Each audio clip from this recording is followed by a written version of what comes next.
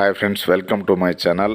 ఈరోజు వరంగల్లోని వేయి స్తంభాల గుడి నందు ప్రస్తుతం నేను ఉన్నాను. ఇక్కడికి రావడం కొంచెం ఆలస్యమైంది. సాయంత్రం వేళలో అప్పుడే లైట్ ఫెయిల్ అవుతుంది. నందీశ్వరుని చూడండి ఎంత ఇదిగా ఉన్నారో. రాత్రి సమయంలో కూడా మెరుస్తూ ఉంది నంది యొక్క విగ్రహం. ఇంతకుముందు నంది చెవులో మనం ఇష్టం వచ్చిన కోరికలు మనం దగ్గరికి వెళ్ళి కోరుకునే వాళ్ళం నందిని తాకుతూ. ఇప్పుడు అది లేదు, బారికేడ్స్ ఏర్పాటు చేశారు, అంటే టచ్ చేయకుండా.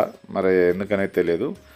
రెండో విషయం ఏంటంటే, నేను ఒక 3 సంవత్సరాల ముందు వచ్చా ఇక్కడికి. అప్పుడు ఈ శివాలయం ఎదుర్కొన్నటువంటి మండపం అండర్ కన్స్ట్రక్షన్లో ఉండేది. ఇప్పుడు అది పూర్తిగా నిర్మాణం కంప్లీట్ చేసి కనెక్టివిటీ ఇచ్చారు. నంది వెనక నుంచి మండపంలో వెళ్ళే విధంగా. ఇప్పుడు మండపంలో వెళ్తున్నాను, చూడండి.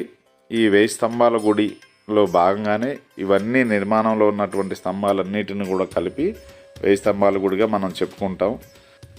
ఈ దేవాలయ నిర్మాణం మీ అందరికీ తెలిసిన విషయమే. కాకతీయుల పరిపాలనలో నిర్మించడం జరిగింది. ఇది మండపం యొక్క లోపల భాగం మొత్తం కూడా. ఇది పూర్తిగా పడిపోవడం చేత ప్రభుత్వం పునరుద్ధరించడానికి నిర్ణయం తీసుకొని, ఎందుకో ఏమో కారణాలు ఏంటో నాకు తెలియదు, కానీ చాలా 10 సంవత్సరాలే ఈ నిర్మాణాన్ని అట్లా చేస్తూ ఆలస్యంగా ఇప్పుడు మొత్తం మీద కంప్లీట్ చేశారు. ఇంకా కొంత కంప్లీట్ అయ్యి లేదు ఇక్కడ. ఎందుకంటే బయట వైపు లోపల భాగం మొత్తం కూడా కంప్లీట్ అయిపోయింది. ఇవి చూడండి, మీకు ఆ బయట సైడ్ ఇది 4 పైన కప్పు రావాల్సి ఉండే, మరి స్తంభాలు లేకను అక్కడ నిర్మాణం ఏదో కారణాలు మొత్తం మీద కంప్లీట్ అయ్యలేదు ఒకవైపు. ఇంకోవైపు మాత్రం కంప్లీట్ అయింది. అది కూడా మీరు ఇప్పుడు నెక్స్ట్ వీడియోలో చూడండి, చూపిస్తా. ఈ వీడియో మీకు నచ్చినట్లయితే మా ఛానల్ని కొత్తవారు చూసినట్లయితే తప్పకుండా సబ్స్క్రైబ్ చేసుకోండి. చూడండి, ఇక్కడ మీకు చూపిస్తున్నా. ఈ విధంగా పూర్తిగా పైకప్పు నిర్మాణం ఇటు కంప్లీట్ అయి ఉంది, అటువైపు లేదు.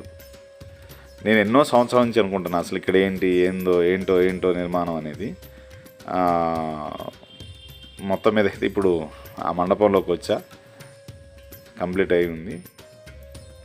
చూడండి, ఇప్పుడు మీరు ఈ మధ్యకాలంలో వెళ్ళని వారైతే తప్పకుండా వెళ్ళి ఈ మండపంలో కూడా మొత్తం చూడండి. మనం వరంగల్ వెళ్తే అసలు తప్పకుండా మనం వేయి స్తంభాల గుడికి వెళ్ళి శివుని దర్శించుకోవాల్సిందే, అది గుర్తుంచుకోండి తప్పకుండా. ఓం నమః శివాయ. ఈ వీడియో మీకు నచ్చినట్లయితే తప్పకుండా లైక్ చేయండి. ఓం నమః శివాయ. జై హింద్.